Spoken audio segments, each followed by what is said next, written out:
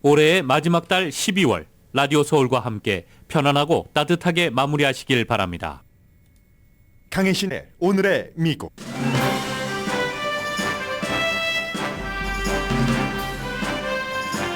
(2023년은) 1월부터 거의 끝인 12월 21일 오늘까지 정치적인 이정표가 많았던 한 해입니다. 잠시 뒤에 1월부터 12월까지 격동의 정치계 이슈를 보도해드립니다. 역시 2023년의 미국 비즈니스 빅 뉴스는 2024년으로 이어질 것이기 때문에 중요합니다. 잠시 뒤에 전해드립니다. 의사당 폭동 사건에 연루돼 트럼프 전 대통령은 대선 출마 자격이 없다는 콜로라도 대법원 판결의 핵심은 헌법 원문과 유권자 권리 사이의 충돌입니다. 격렬한 논쟁이 된 이 케이스는 트럼프 전 대통령에게 금광일 수 있다는 예상도 있지만 공화당 24%를 포함해 54% 미국인은 콜로라도주 판결을 지지합니다. 약국체인 라이트에이드의 얼굴 인식 프로그램이 좀도독의 얼굴을 잘못 인식했습니다. 손님의 동의 없이 가동한 이 시스템에서는 흑인이나 라티노, 아시안을 좀도독으로 몰고 사람들 앞에서 망신을 주기도 했고 따라서 라이트에이드는 벌을 받았습니다. 이케아가 홍해에서 예멘 반군의 선박 공격으로 상품 공급이 지연되고 대체 공급로를 찾고 있다고 밝혔습니다. 이스라엘에 대한 미국인의 군사지원 지지는 민주공화당 사이에서 모두 내려갑니다. 하마스는 입장을 받고 이스라엘이 전쟁을 중단하지 않으면 인질 협상은 없다고 밝혔습니다. 사막 캘리포니아주에서 여름에 홍수를 겪었는데 올겨울에는 비정상적인 폭풍을 겪을 것이고 오늘 내일 사이에는 토네이도가 일어나는 지역도 있을 것이라는 일기예보입니다. 여러분 안녕하십니까? 오늘의 미국 강혜신입니다. 오늘이 이제 21일이고 금요일인 내일이 22일. 벌써 이제 프리웨이는 한가하죠?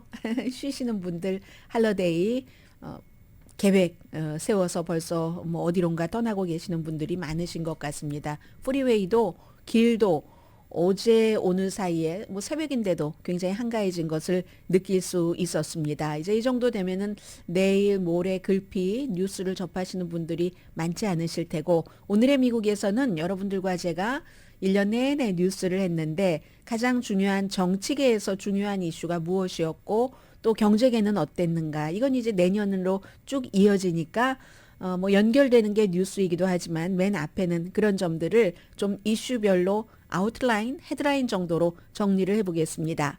먼저 뭐 지금 잠시 뒤에 광고 들으시고 나서도 콜로라도주 대법원의 판결은 이제 하루 지나니까 조금 더 정리가 돼서 확실하게 그림이 보이는 것 같습니다. 그게 가장 중요한 이슈이기도 하지만 그건 뒤에 전해드리겠고요. 그건 이제 결국은 법원에서 대통령이 누가 될 수 있을지를 결정을 하는가. 그 점에서 본다면 알고 전 부통령과 조지 부시, 아들 부시 대통령 판결 때보다도 더 심각할 수 있다는 것을 예고편만 말씀드리고요. 올해 1월 달에 정치계에서는 어떤 일이 있었는가 하면은 케빈 맥카티 하원 의장이 15번의 치욕적인 투표 끝에 하원 의장이 됐습니다. 그리고 9개월 만에 또 물러나기도 했지만 쫓겨난 거죠. 또 1월 달에 한인 로버트 허 특별검사가 임명돼서 바이든 대통령의 기밀 서류 이건 기속감인가 아닌가 이걸 이제 수사하고 2월 달이 됐을 때는 미군이 미국 쪽으로 미국 영공으로 들어온 미국에서는 스파이 정찰 그런 그 풍선이라고 여러 가지 증거를 대면서 얘기를 했죠. 그걸 격추시켰습니다. 그때부터 미국과 중국의 긴장이 엄청 심했고 그리고 이제 나중에 조금 시진핑 중국 국가주석도 만나고 풀고 하기는 했습니다만 그런 일이 2월 달에 있었고 역시 2월 달에 바이든 대통령이 우크라이나를 아무도 모르게 깜짝 방문했습니다. 미국의 현직 대통령이 전쟁 중인 다른 나라를 그것도 미군이 지상에서 군인으로 활동하고 있지 않는 그런 나라를 방문한 건 처음입니다. 러시아로부터 공격을 받고 1년이 되는 그때쯤 해서 이제 미국이 지원이 단단하다 하는 것도 보여주고 하기 위해서 그 광장도 볼로디미르 젤렌스키 우크라이나 대통령과 함께 걸었었죠. 3월이 되면은 이때부터 이제 트럼프 전 대통령의 사법 리스크에 대한 하나 둘 나오기 시작합니다. 물론 지금까지는 사법 리스크로 인해서 트럼프 전 대통령은 공화당 지지자들 사이에서 더 큰 이득을 보고 있습니다. 맨하탄 대배심이 트럼프 전 대통령을 기소했는데 이때는 지금 뭐 사업 비즈니스 기소가 아니고요. 2016년도 선거 치르기 직전에 뭐 일주일 전인가 그랬었죠. 스토미 데니엘스라는 포르노 배우에게 허쉬머니 본인과 잠잤다는 것을 말하지 말아라 하고 언론과 인터뷰 다 하기로 돼 있었는데 그게 이제 루퍼트 머덕의 뉴욕 포스트인가 그럽니다. 그래서 다 그렇게 하기로 돼 있었는데 돈 받고 기사는 키라고 하는 여기에 대해서 이제 역사상 처음으로 미국 대통령이 형사 혐의로 기소가 됐습니다. 그 돈이 선거자금법과 다 연관이 되기 때문에요. 3월 달이었어요. 그리고 3월 달 하면 야 아득한 일 같은데 실리콘밸리 뱅크 붕괴됐죠. 완전히 테크놀로지 회사들에게 많은 돈을 이제 지원을 해줬고 했었던 2008년 이후에 미국 은행권에서는 최대 규모였던 거죠. 이 부분은 이제 경제 뉴스와 연관돼서 조금 더 말씀드리겠고요. 4월 달에는 진보가 위스콘신 대법원에서 다수가 된 게 굉장히 중요했었던 겁니다. 그러므로 인해서 낙태, 뭐 민주주의, 뭐 이런 이슈들이 이제 위스콘신 주에서는 대법원이니까 많이 이제 연결이 되는 건데 역사상 가장 돈이 많이 든 캠페인이었습니다. 판사가 선출직 판사도 있고 지명돼서 인준받고 하는 판사도 있잖아요. 그리고 4월 달에 터커 칼슨이 팍스에서 해고가 됐습니다. 아, 그게 벌써 4월인가요? 그 이전에 이미 팍스 텔레비전이 선거 방송을 거짓으로 알면서도 돈 벌기 위해서 했다. 트럼프 전 대통령 지지자들 화날까봐 뭐 트럼프에게 좋은 보도했고 했다는 것을 사주가 다 고백을 했고 그 사이에서 팍스에서도 제일 터커 칼슨이 강하게 트럼프를 보호했는데 나중에 알고 보니까 법정 기록을 보니까 뒤에서는 트럼프를 가장 경멸하고 아주 막 그 비난하고 하는 그런 뭐 텍스팅 같은 것들이 많이 왔다 갔다 하니까 팍스가 나중에도 해가 될 수도 있다 해서 해고를 해버렸죠. 4월이었습니다. 그러나 팍스에서 해고되고도 터커 칼슨은 돈 잘 벌고 있습니다. 본인의 무슨 뭐 방송을 따로 하고 원래도 그전에도 엄청난 부자였고요.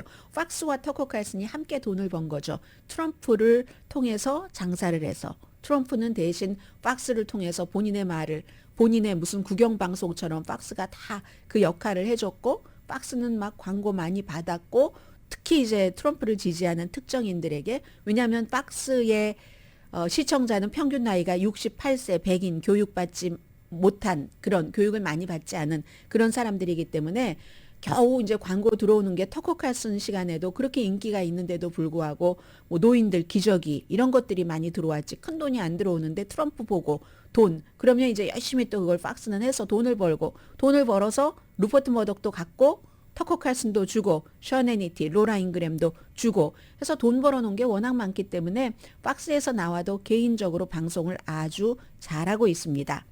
5월 달에는 1월 달에 어렵게 하원의장이 된 케빈 맥카티가 백악관과 미국이 신용등급도 낮아지고 뭐 연방 공무원들 돈도 못 주고 하는 그 뎁 실링 채무 상한선 올리는 것 이걸 이제 안 올리면 정부가 문을 닫아야지 되니까 그 크레딧도 나빠지고 그걸 협상을 했네요.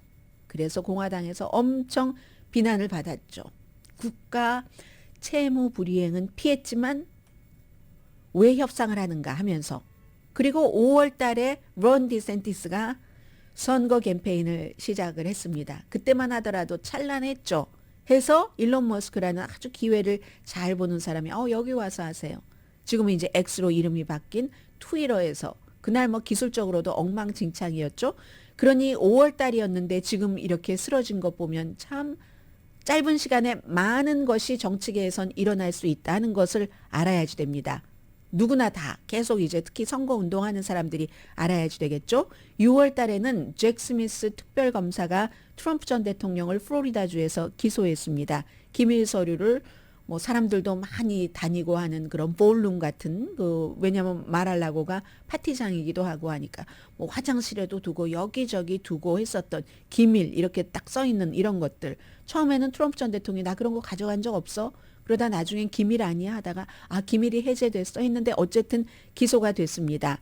그리고 연방대법원에서 어퍼머티브 액션을 무효로 한 판결도 6월 달에 나왔습니다. 물론 하버드 대학교와 유니버시티 오브 노스캐롤라이나 것이었지만 그게 이제 쭉 퍼지는 거죠. 7월 달 미치 매코넬 공화당의 상원 원내대표가 카메라 앞에서 꽉 얼어버렸습니다. 그전에도 넘어져서 다쳐서 몇 개월 쉬었는데 딱 얼어버린 게 81살이잖아요. 바이든 대통령과 뭐 생일을 제가 이 미치 매코넬 생일은 잘 모르겠는데요. 해서 그게 이제 나이 때문에 공화당의 최고 지도자가 그렇게 얼어버렸다 하는 것이 이슈가 됐고 디산티스가 캠페인 스텝을 해고하기 시작한 게 이때입니다. 2달밖에 안 됐는데 리셋 버튼을 누르기 시작했죠. 8월 달 트럼프 전 대통령이 세 번째 기소가 됩니다. 이건 2020년도 선거에서 조지아주 선거 결과를 조작하려고 한 혐의 8명의 공화당 후보가 그 뒤에 이제 미라키에서 첫 번째 토론을 하기 시작했고요. 이제 그 문제로 조지아주 그 문제로 트럼프 전 대통령이 기소가 됐고 9월 달에는 한인 그 앤디 킴 연방 하원 의원과도 연관이 돼 있는 밥 메넨데스 뉴저지의 민주당인 연방 상원 의원이 이집트에 뭐를 좀 정보를 주고 돈을 받고 와이프 뭐 엄청나게 비싼 뭐 멀세리스 벤츠도 받고 캐시도 받고 골드바도 받고 등등 본인은 아니라고 주장을 하지만 그런 혐의로 기소가 됐습니다. 그리고 90세에 정말 말도 많았었던 다이언 파인스타인 연방 상원 의원이 세상을 떠났죠. 이론 업적이 너무 많지만 조금 더 일찍 떠나서 젊은 사람들도 충분히 준비를 하면서 의석을 지켰어야 된다. 이런 주장을 하는 사람들도 많습니다. 바이든 대통령이 대통령으로서는 처음으로 노조원들이 파업을 하는데 피켓 라인에 서서 이제 피켓도 들고 했었던 이것도 너무 중요한 거죠. 대통령으로서 처음 한 거니까 자동차 노조의 디트로이트에서의 파업 현장이었습니다. 10월 달에는 하마스가 이스라엘을 공격해서 그 뒤에 수많은 스토리들이 쏟아졌습니다. 그리고 맥카티가 역사상 최고 단임 9개월 하원 의장 자리에서 쫓겨나고 마이크 존슨이라는 루이지아나의 3선 의원이 하원 의장 자리에 된 것이 10월 달이고 11월 달에는 민주당과 낙태 권리주의자들이 날개를 달았던 그런 11월 달이죠. 왜냐하면 켄터키, 버지니아, 오하이오에서 뭐 켄터키나 오하이오나 다 보수적이잖아요. 그럼에도 불구하고 유권자들이 낙태 권리를 보호를 해야지 된다는 법안을 통과시켰기 때문에 그리고 조 맨신 민주당의 웨스트 버지니아의 연방 상원 의원이 재선에 나가지 않겠습니다. 선언을 해서 그때부터 제3당 후보로 대선 후보로 나오나 있는데 아직은 소식 없습니다. 12월에는 조지 산토스라는 공화당의 연방 상원 의원이 미국 역사상 6번째로 의회에서 쫓겨난 인물인데 그전에는 쫓겨내지 않으려고 이리저리 막 애를 써보고 케빈 맥카티 같은 사람이 그렇게 하다가 윤리위원회가 그 행동을 조사를 해봤더니 이건 도저히 안 될 것이다. 이렇게 해서 결국은 쫓겨냈습니다. 대통령의 아들 헌터 바이든이 세금 문제로 기소된 것도 12월 달이었고 의회가 사업할 때 뭐 아버지와 연관이 돼서 아버지에게도 돈을 주고 이거 불법으로 한 거지. 그러니까 헌터 바이든의 아버지인 조 바이든을 기소해야지 되겠어 하고 탄핵을 하기 위한 과정에 대한 공식적인 투표가 있는 그날 이제 의회 소환 명령을 받았는데 그걸 거부했죠. 왜냐하면 소환을 공개적으로 하면 내가 가서 모든 것을 다 증언하겠다. 우리 아버지는 절대로 나를 사랑한 죄밖에 없다. 연루된 게 없다. 라고 얘기를 하면서 의사당 앞에서 국민에게 성명을 발표했습니다. 그리고 그 청문회 소환에는 응하지 않았습니다. 그리고 그날 바이든 대통령을 의회에서는 탄핵하는 절차를 공식적으로 투표를 했죠. 아직까지 뚜렷한 이게 대통령을 탄핵할 만한 정도다 하는 증거는 없습니다. 그래서 이게 정치적인 문제인데요. 제가 경제까지 전해드리려고 했는데 시간이 많이 지나서 경제는 뒤로 미뤄야지 되겠습니다. 앞으로도 봐야지 될 것이 굉장히 많죠. 이 정도로 쭉 오면 여기서 연결되지 않는 것이 거의 없습니다. 1월 달에도 뭐 트럼프 전 대통령의 사법적인 여러 가지나 아니면 이제 공화당의 선거가 시작되기 때문에 다른 후보들이나 이게 계속 문제가 되겠구나. 뭐 특별검사가 한 여러 가지 일들, 하마스와 이스라엘의 전쟁, 낙태 문제 등등 너무 많은 겁니다. 일단 기본적으로는 아이오와에서 먼저 당원이 하는 코커스, 그리고 뉴햄프셔에서 하순의 1월 달입니다. 전부 공화당의 예비선거가 있고, 의회는 이제 상원에서 어제 발표를 했습니다. 상원이 지난 주말에는 할러데이 때 집에 가지 않고 뭐 이거 의논할 수 있을까? 국경 안전, 거기에 쓰는 돈과 우크라이나, 이스라엘, 또 대만에 지원하는 돈, 이걸 한꺼번에 뭉쳐서 하는 것을 할 수 있을까 했는데 결국은 어제 포기하고 오늘 그 연방 상원 의원들도 전부 집으로 돌아가니까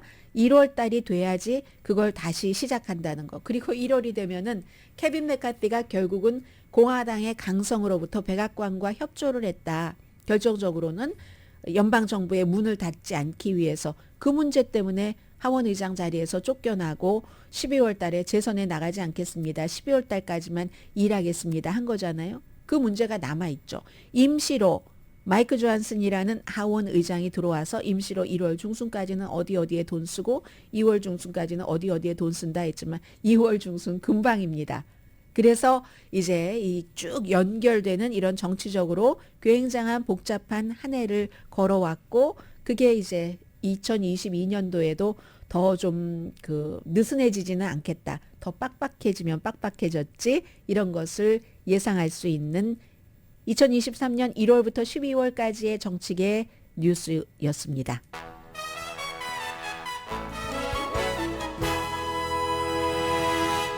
오늘의 미국은 전문가가 추천하는 이민법, 가정법 전문 재인정 종합법률사무소, 총 20억 달러 승소, 교통사고와 상해 전문 브라이언 타필라와 CG 변호사 그룹, 코지다운 갤럭시 이불은 잠이 솔솔 오게 하는 기능성 거위털 이불로 독일 회사와 함께 생산합니다. 코지다운 거위털 이불 공동 갤럭시 이불 공동 후원입니다. 잠시 뒤에 제일 중요할 이슈 2024년도에 전해드립니다.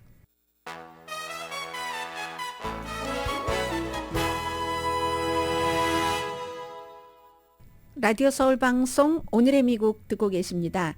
네, 제가 2023년도에 경제에 관한 문제는 잠시 뒤에 전해드리겠고요. 지금부터 가장 중요할 이슈가 바로 이제 콜로라도 대법원의 트럼프 전 대통령이 공직자가 될 수 없으므로 우리 예비선거 투표용지에 이름을 올릴 수 없다라고 판결을 했고, 그게 이제 연방 대법원에서 또다시 최종적인 판결을 할 텐데, 이건 이제 헌법상의 원문과 유권자 권한 사이의 충돌이라고 일단 기본적으로는 그렇게 봅니다.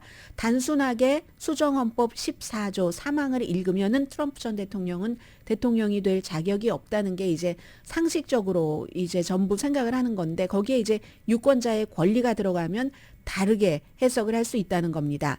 수정헌법 14조 3항은 어떤 공직자라도 헌법을 지지하겠다고 선언한 사람, 딱 대통령이라고 얘기는 안 했지만 officer라고 했습니다. 헌법을 지지하겠다고 선언한 사람 가운데 정말 누구라도 반란에 가담했거나 동등한 행위를 했거나 적에게 도움을 주거나 이롭게 하면 그러면은 이제 공직에 출마할 수 없다. 이건 이제 트럼프 전 대통령은 폭도들에게 의사당을 공격하라고 부추겼습니다. 그리고 공격자들을 공격한 그날도 그랬고 그 이후에도 칭찬했습니다. 애국자라고. 그러면 지금 이 헌법을 해석을 하자고 보면 이 폭도들은 미국 의사당이 미국 민주주의니까 미국 민주주의의 적이 되는 거죠. 그 적을 그렇게 하라고 부추긴 것도 있고 그 적에게 이롭게 한 것도 있고 여러 가지. 그런데 이제 그 대상이 뭐 선출직이냐 임명직이냐, 이건 선출직이잖아요. 대통령은 그렇게 따질 수도 있고 대통령이라고 딱히 하지 않지 않았느냐. 왜냐하면 한 뉴멕시코주에서 어떠한 공직자가 1월 6일 의사당 사건과 관련해서 커미셔너인데 공직에 출마할 수 없다는 판결을 받았습니다. 그 사람은 커미셔너고 대통령은 대통령이기 때문에 이게 이제 여러 가지 해석이 아무튼 있는 건데, 대상이 그 오피서가 선출직이냐 임명직이냐 대통령 수준이냐 그 아래냐 해서 법학자들은 보수를 포함해서 헌법만 읽으면 이건 트럼프 전 대통령에게도 법의 상식 안에서 그 해당이 된다고 봅니다. 그렇기 때문에 어제 제가 말씀드렸던 미국의 법학자들 가운데서 페더럴 그 소사이어티에 속한 사람들이 가장 보수적인 사람들이거든요. 그 보수적인 두 사람이 윌리엄 보드, 마이클 스톡스 폴슨, 이 두 사람도 트럼프는 여기에 대해서 해당이 된다라고 얘기를 한 겁니다. 그런데 더 명확한 논점은 이게 꼭 그 말, 헌법이라는 것의 해석도 그 말 자체뿐만이 아니라 그 미닝을 보면은 이게 민주주의적으로 되느냐 안 되느냐, 이게 민주주의에 반대되는 행위였는가 행위가 아니었는가, 이렇게도 해석을 할 수 있다는 겁니다. 그런데 민주주의에 해당이 되느냐 안 되느냐가 또 유권자랑 연결이 되는 거죠. 이런 모든 것들을 다 보고 뉴스도 보고 듣고 하니까 최종적인 판결을 유권자에게 맡겨라라는 주장을 하는 사람들도 많습니다. 이건 진보적인 그 시각을 많이 쓰는 컬럼니스트들 가운데서도 그렇고요. 만약에 트럼프 전 대통령이 될 자격이 없다고 생각을 하면은 그럼 다음 선거에서 안 찍으면 되지. 그게 민주주의의 과정이라고 얘기를 하는 거죠. 그리고 또 상원에서도 의회에서도 충분히 대통령을 탄핵을 할 권한이 있다. 근데 이거는 지금 의회가 아니라 그 권한을 법원으로 넘긴 거잖아요. 의회에서 탄핵을 할 권한이 있고 그 권한이 이미 주어졌었다. 하원에선 2번 했지만 상원에서 60명을 못 넘겨서 상원에서 탄핵하지 않지 않았는가. 그러니까 다시 유권자에게 돌아가야지 된다. 이렇게 해석이 되는 겁니다. 법 그 문구 그대로를 해석을 하느냐, 유권자에게 이것을 넘겨야지 되는가 해서 결국은 이게 이제 중간에서 법원으로 가서 7명의 민주당 주지사들이 지명을 했던 그런 그 판사들이 4대3으로 자격이 없어 했고, 이제 9명의 6명이 보수고 3명이 진보인 이런 연방 대법원에서 그걸 결정을 해야지 되는 겁니다. 선두주자인 대선 후보가 출마할 그런 것을 막아놓으면 이건 유권자들의 선거권을 박탈한다라는 해석이 또 나올 수 있다는 거죠. 그 결과를 누가 결정하느냐, 연방 대법원이냐 의회나 유권자여야 하느냐에서 유권자여야지 된다는 것도 많다는 겁니다. 트럼프 전 대통령이 잘못한 거 분명히 맞고 헌법상으로도 그런데 헌법에 그것도 유권자를 최종적인 그게 그 헌법을 만들어 놓은 것 자체가 민주주의 과정이 잘 돼야지 되고 미국이 잘 돌아가기 위해서 그렇다면은 이게 유권자가 할 수 있는 건데 그걸 법원이 해야지 되느냐, 이렇게 얘기하는 사람들이 많습니다. 그래서 본인을 나는 자유주의자라고 얘기를 하고 당은 공화당도 아니고 민주당도 아니고 무당파인 워싱턴 포스트의 컬럼니스트 같은 사람이 그런 얘기를 지금 하고 있는 겁니다. 워싱턴 포스트의 그 루스 마커스라는 아주 글 잘하는 여성 컬럼니스트잖아요. 이슈별로 달라서 낙태권 폐지에는 엄청나게 반대를 합니다. 그리고 의사당 폭동에 대해서도 민주주의의 핵심이 무너지는 걸 난 목격을 했다. 미국 역사상 가장 어두운 그 목격이다라고 얘기를 하고, 그리고 또 이 사람은 또 반면에 클래런스 토마스 연방 대법관이 뭐 누구에게 뇌물을 받고 돈을 엄청 많이 받고 이슈가 많았잖아요. 그런데 클래런스 토마스 그 연방 대법관이 몇 년 전에 연방 대법관들의 봉급을 올려야지 된다. 의회 의원들보단 좀 많을 거예요. 20만 달러는 안 되고 연봉이. 그런데 뭐 여러 가지 혜택이 또 많지만 이게 너무 낮다. 아니면 난 그만두겠어 하고 위협 비슷하게 그렇게 했었던 것도 이 사람은 그럴 권한이 있다고 얘기를 합니다. 이 컬럼니스트가 바로 이것을 유권자가 판단해야지 된다고 얘기를 합니다. 루스 마커스 워싱턴 포스트의 컬럼니스트요. 그리고 전에 그러니까 아들 부시 시절 맞죠? 2007년부터 2009년이니까요. 그 마이클 무카시 연방 법무장관도 유권자가 해야지 된다. 2020년도에 이 사람은 이제 공화당이죠. 2020년도에 유권자가 트럼프냐 바이든이냐에서 바이든을 선택하지 않았는가. 2024년에도 이런 뉴스 다 유권자들이 보니까 유권자가 선택하도록 해라라고 얘기를 하고 있습니다. 그리고 이제 헌법은 이미 유권자의 판단을 다른 방법으로는 제한을 했잖아요. 35살 돼야지 된다는 거. 그리고 뭐 재임은 안 된다는 거. 그러니까 오바마나 부시 같은 사람은 안 되는 거예요. 그래서 뉴멕시코의 판사가 카운티 커미셔너를 공직에 나가는 것을 금지한 판결을 낸 것은 1월 6일 의사당 사건으로 냈지만 트럼프 전 대통령에 대해서는 이게 너무나 논란도 많고 하니까 이렇게 해야지 된다. 이런저런 얘기가 있는 겁니다. 그런데 트럼프 전 대통령은 사실 그 미국 내부에서도 그렇고 외부에서도 그렇고 좋아하시는 분들은 엄청 좋아하지만 국가의 이익을 위협하는 이제까지 없었던 정치인이라는 것, 이제까지 없었던 정치인 유형이라는 것은 분명하잖아요. 폭력을 조장하고 자신의 라이벌을 매국노라고 하고 지속적으로 거짓말을 하고 셀 수도 없을 정도로 많이 대통령직을 이용해서 자신의 이득을 엄청나게 취득을 했는데도 너무 엄청난 뉴스들이 있으니까 다 나오지도 못합니다.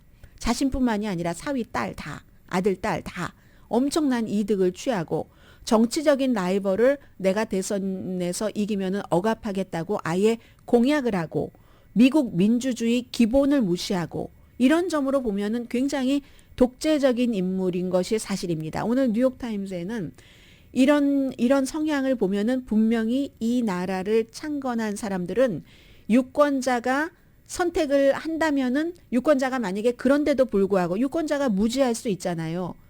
그리고 유권자도 너무나 도덕적으로 타락했기 때문에 트럼프 전 대통령의 타락에 대해서 아무렇지도 않게 받아들이는 유권자들도 있잖아요. 그러니까 이 나라를 창건한 사람들은 만약에 유권자가 저런 사람을 대통령으로 뽑는다면은 그렇게 뽑는 것을 막고 싶었을 것이다 라고 지적을 했습니다. 뉴욕타임스는요. 그런데 그런 앞에 말씀드린 그런 인물이 그 정도의 인물이 없었다는 거죠. 미국에는. 그러니까 뭐 이 나라를 창건한 사람, 헌법을 수정한 사람도 거기까지는 상상을 못했기 때문에 이 같은 헌법을 우리가 갖고 있다라는 얘기를 하는 사람들도 있습니다. 그러니까 이게 앞으로 계속 논의가 될 일이죠. 트럼프 전 대통령은 이번 일로도 지지자들이 또 모였습니다. 왜 트럼프를 박해하느냐, 트럼프처럼 깨끗한 사람이 어딨냐라고 얘기하는 사람도 있어요. 그리고 트럼프 마녀 사냥 좀 제발 그만해라 하니까 트럼프 전 대통령 신났죠. 그제는 조금 어떻게 해야지 되지 하자 어제부터는 소셜미디어에 온갖 판사들 다 욕하고 여러분들도 욕하십시오 하니까 콜로라도주에서 트럼프 전 대통령이 재선에 출마할 자격이 없다고 판결한 판사 4명의 엄청난 지금 위협, 협박이 쏟아지고 있습니다. maybe 이게 또 나중에 어떤 식으로 문제가 나올지 모릅니다. 루디 줄리아니가요.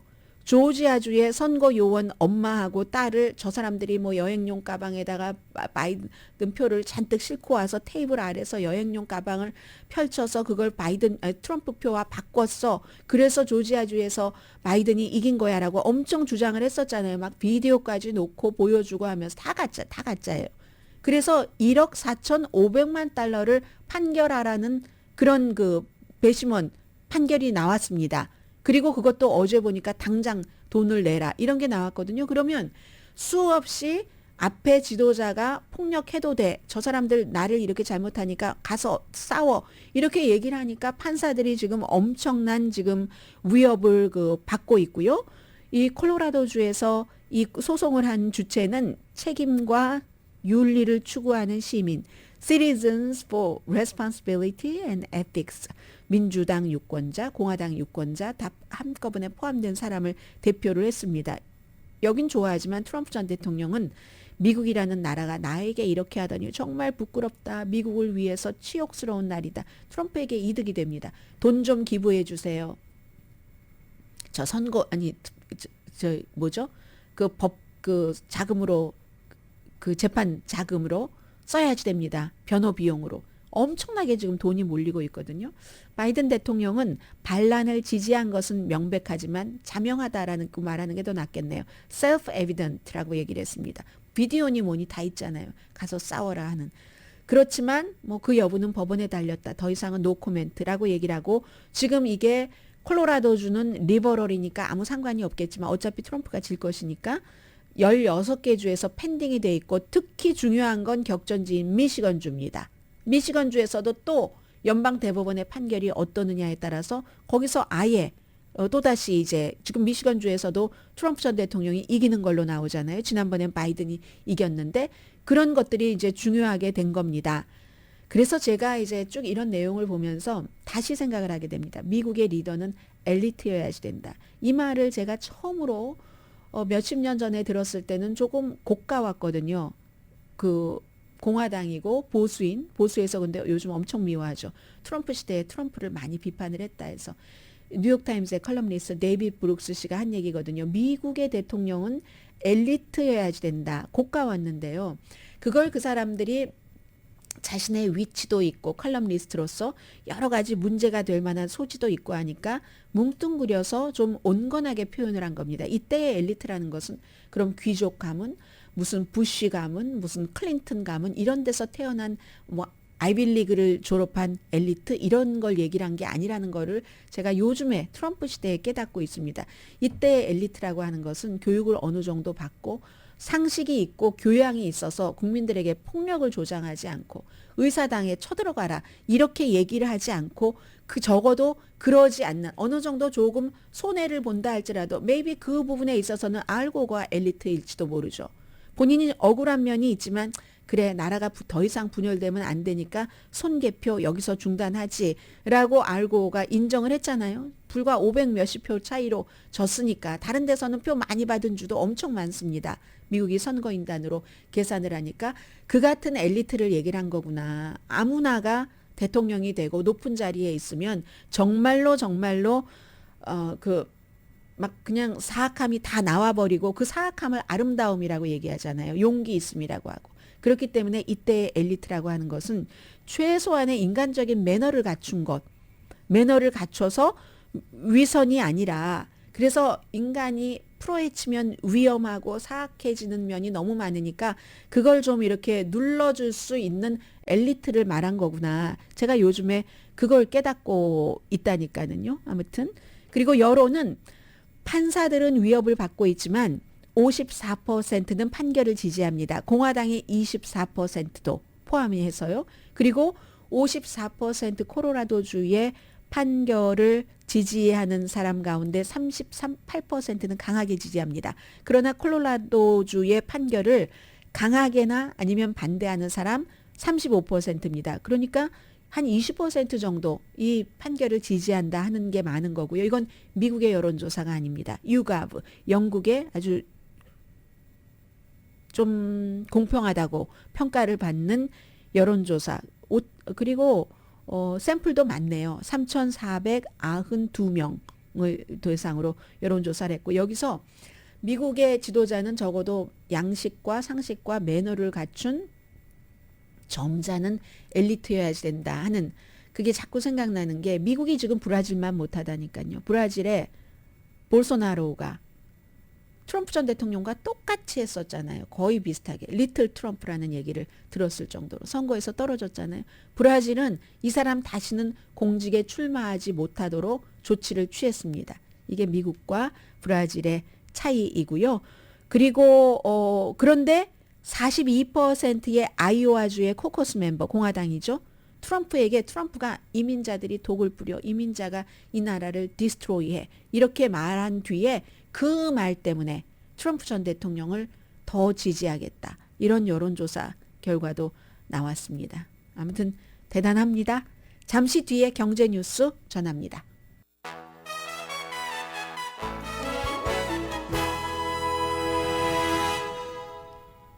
제가 지금 봤네요.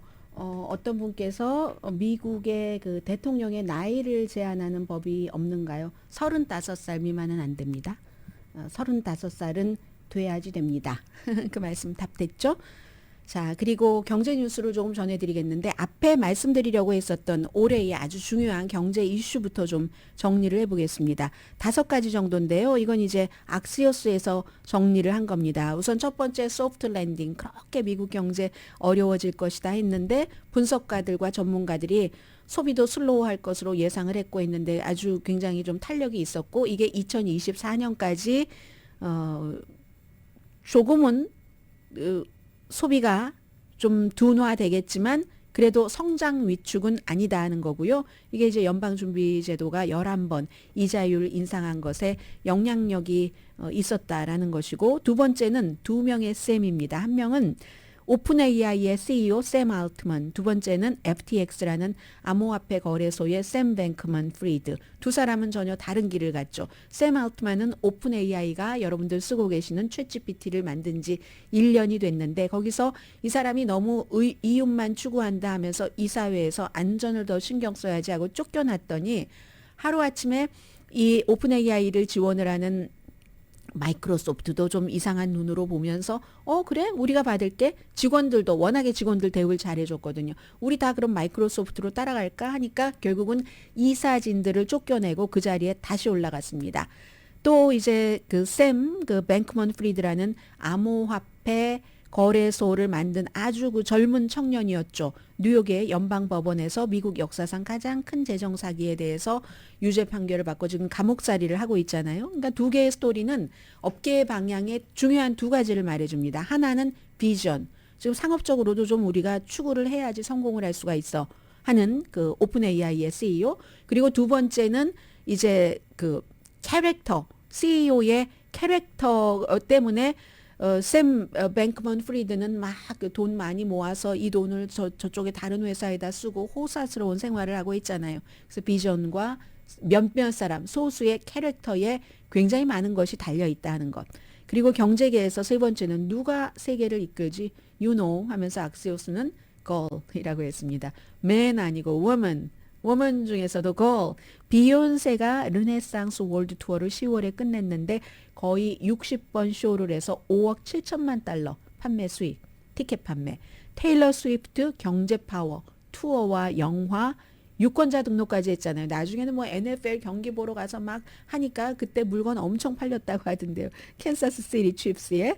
그리고 바비 영화도 핑크 여자이잖아요. 14억 달러. 티켓 판매 세계적으로. 여자는 언제나 경제에서 좀 과소평가됐는데 그게 반전됐다는 것에서 중요했고요. 그리고 이제 두 번째는 은행에 대한 두려움 얼마나 많았습니까? 실리콘밸리 뱅크뿐만이 아니라 시그니처 뱅크도 있었고 이건 이제 암호화폐 주로 이렇게 하는 은행. 퍼스트 리퍼블릭 전부 걱정을 많이 했는데 그래도 실리콘밸리 뱅크, 퍼스트 리퍼블릭 또 시그니처 이런 은행들이 특정하다, 뭐 다수의 사람들을 다 잡고 하는 것이 아니라 특화된 것에 너무 집중을 했다, 집약했다 하는 것 때문에 다른 모든 은행이 도미노는 되지 않았습니다.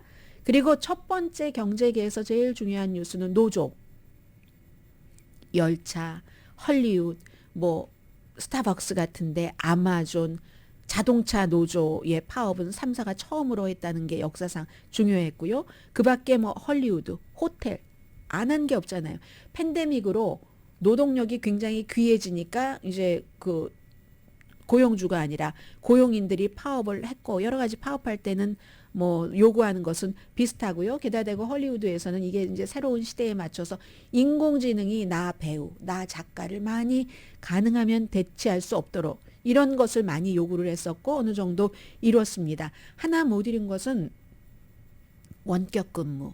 팬데믹 때 시작된 그건 이제 아마 2024년이 되면은 마지못해 회사로 파자마 차림으로 일하는 게 아니라 옷 제대로 갖춰 입고 돌아가는 그런 직원들이 좀 많아질 겁니다. 그 밖에는 뭐 위워크라는 공유 오피스가 챕터 11 파산 신청했고 골프 투어 PGA가 사우디의 리브와 합병을 했는데 이거 어떻게 될지 전 잘 모르겠어요. 전문가들 얘기 뭐 제가 그걸 전망할 수 있는 건 아니니까 잘 모르겠다. 이거 일론 머스크가 이름 트위터 X로 바꾸고 이것도 중요하죠. MBC 유니버설의 광고 책임자를 X의 CEO로 이제 하이어를 했다는 거. 그리고 다 잊고 계셨었죠. 오션게이트 엑스페디션 막 해저를 막 타이타닉 저 잔해를 보러 간다는 그 잠수 해저 관광 완전히 폭발돼서 여러 분 5분인가요? 숨졌죠. 그래서 이제 이런 것들 쭉 보면 모든 매사에 모험을 할 분야가 있고 보수적인 분야가 있다. 뭐 이런 것들 느낄 수 있고요. 그 밖에 경제 뉴스 짧게 전해드려야지 되겠네요. 라이드에이드 얼굴 인식 프로그램에 대한 이제 연방무역위원회하고 합의가 나왔거든요. 라이드에이드가 오랜 동안 제법 5년 동안 사람들에게 얘기하지 않고 이게 2012년부터 2020년까지 얼굴 인식 프로그램을 어떤 때는 종업원의 휴대폰을 통해서 감시 카메라 등등을 통해서 회사와 계약을 했겠죠. 그래서 이제 로스앤젤레스, 샌프란시스코, 또 무슨 세크라멘토 포함되나요? 세크라멘토 포함되네요. 뉴욕, 볼티모어, 디트로이트, 애틀란틱, 그리고 시애틀, 포틀랜드, 윌밍턴, 델라웨어 이런 데서 사용을 했는데 거의 이게 누군가가 뭐 이상한 행위를 해. 훔쳐가는 것 같아 하는 걸 잘못 판단할 경우가 많은데 잘못 판단해서 억울하게 누명 쓰는 사람은 라티노, 흑인, 여자, 에이시안이었다는 겁니다. 그래서 연방무역위원회와 합의한 게 5년 동안은 이걸 안 쓰겠다. 고객의 동의 없이 이제 물건을 훔칠 가능성이 있는 사람을 감시를 해낸다는 거예요. 뭔가 이렇게 되면. 그러면 그게 쫙 이메일이나 뭐 휴대폰 등등을 통해서 종업원들에게 가서 그런데 나중에 알고 보면 그 테스트가 수많은 이제 제대로 안 된 결과가 나왔고 교육도 종업원 제대로 시키지도 않고 좀도둑 잡자고 그 사람들 앞에서 다시 그 사람들이 오면 블랙리스트를 만들어서 너 지난번에 이거 훔쳐갔지 이번에는 안 당해 하고 망신을 주고 이런 일들이 있었기 때문에 아무튼 결과도 예측하기 힘든데 훈련도 안 되고 정확도의 테스트도 없는 상황에서 했다. 너무 많은 잘못된 식별인데 그것도 전부 유색인종이네. 이렇게 해서 이제 이렇게 된 겁니다. 라이데이드요. 지금 챕터 11 파산 신청 중이어서 문 닫은 곳도 많고 뿐만 아니라 뭐 라이데이드나 그보다 더 큰 CVS나 월그린 같은 약국도 오피오이드 뭐 너무 과다하게 처방전 받고 팔았다 해서 그런 소송도 지금 많이 하고 있잖아요. 그런 문제가 있고 가구가 주로 된 이키아 같은 경우도 어제 말씀드렸던 그 홍해에서 예멘의 반군, 후티의 반군의 공격이 하도 그쪽에 수에즈 운하에 많으니까 스웨덴이잖아요, 이키아가. 뭐 그리고 그쪽에서 뭐 어디서 만들어졌든 중국에서 만들어지는 게 많겠죠. 중국에서 만들어서 미국으로도 오고 유럽으로도 오는데 지금 이미 차질이 있어서 그쪽을 수에즈를 건너가지 않기로 했습니다. 그 중국에서 만들어서 유럽으로 이제 갈 때 60%는 그 레드시 홍해의 수에즈 운하를 통하거든요. 이게 이제 이스라엘 하마스 전쟁이 우리에게 주는 겁니다. 세계 모든 무역의 10%에서 15% 정도를 위협을 하고 있는 거죠. 잠시 뒤에 뵙겠습니다.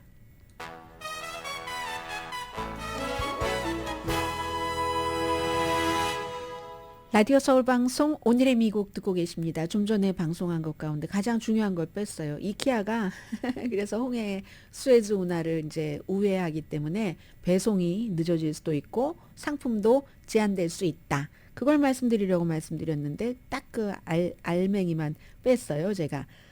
지금 퀴니피악 유니버시티의 새로운 여론조사 결과를 말씀드릴 텐데요. 같은 지난번에 했던 여론조사와 비교를 해볼 때 이스라엘에 대한 미국인의 군사 지원에 대한 그런 지지가 계속 줄어들고 있습니다.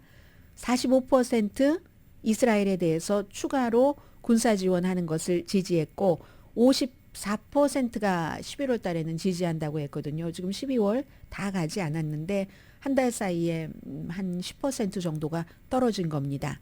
그리고 이건 이제 또 중요한 것은 민주당이냐 공화당이냐 당을 가리지 않고 모든 유권자 사이에서 이스라엘을 지원해야 한다는 게 하락하고 있습니다. 11월 달에는 민주당 유권자 71%, 공화당이 71%겠죠.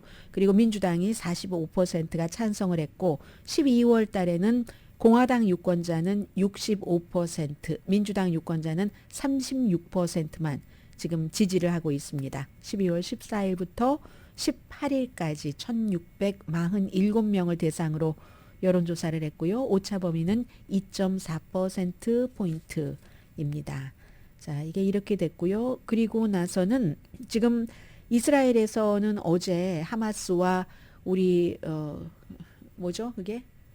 인질 협상 하자라고 얘기를 했는데 하마스가 입장을 바꿨습니다. 이스라엘이 이 전쟁을 중단하지 않는 한 그렇지 않는 한 인질 교환 없다. 어제도 유엔은 표결 안 한 것 같고요. 휴전을 뭐 당장 어떻게 하느냐 말이에요. 외교적인 그 말의 차이. 프랑스 대통령이 한마디 했습니다. 테러리즘과의 전쟁이라는 이스라엘의 목표가 가자 지구를 플랫하게 만드는 게 아니다. 이때 플랫하게라는 게 뭐겠어요? 높은 건물들을 다 무너뜨려서 그냥 평평하게 만드는 게 아니다라는 것이고 그걸 다시 이마누엘 마크롱 대통령이 프랑스 언론과의 인터뷰에서 설명을 합니다. 그 플랫하게 만드는 게 아니고 그건 민간인에 대한 공격을 말하는 건데 이스라엘이 테러와의 전쟁, 하마스와 전쟁을 한다고 하면서 그렇게 민간인을 죽이고 민간인이 사는 지역을 플랫하게 평평하게 만드는 그런 생각을 뿌리내리게 할 수는 없다. 이게 이제 프랑스 대통령의 말이었습니다. 오늘의 미국은 전문가가 추천하는 이민법, 가정법 전문 재인정 종합법률사무소, 총 20억 달러 승소, 교통사고와 상해 전문 브라이언 타필라와 CG 변호사 그룹, 코지다운 갤럭시 이불은 잠이 솔솔 오게 하는 기능성 거위털 이불로 독일 회사와 함께 생산합니다. 코지다운 갤럭시 이불 공동 후원이었습니다. 10시에 좋은 아침, 좋은 하루 방송됩니다. 남가주 이제 내일까지 엄청난 폭풍인 것 알고 계시죠? 물론 남가주만 그런 게 아니라 미국 동북부 지역도 뭐 마찬가지인데 내일은 뭐 남가주에 토네이도도 볼 수 있다고 하니까 이게 이제 기후 변화도 엄청나다 하는 것을 확인을 하게 됩니다. 여름에 비가 내려서 겨울도 아니고 여름에 비가 내려서 막 여름 폭풍이 있었잖아요. 사막이 완전히 물에 잠기고 뭐 팜 데저트 같은데 그랬는데 믿을 수 없을 만큼 이미 습한 한 해가 됐습니다. 로스앤젤레스 같은 데가 1년의 강우량이 한 14인치 정도 된대요. 근데 이미 2배 이상 왔고요. 그 믿을 수 없을 만큼 사막이 습하게 됐는데 앞으로도 더 샌디에고는 오늘 비 제일 많이 오고요. 산타바바라, 로스앤젤레스도 홍수 날 확률 많고요. 폭풍의 언덕으로 간답니다. 폭풍의 언덕으로. 폭풍의 언덕. 지금 읽으면 더 잘 읽을 것 같은데요. 강혜신이었습니다.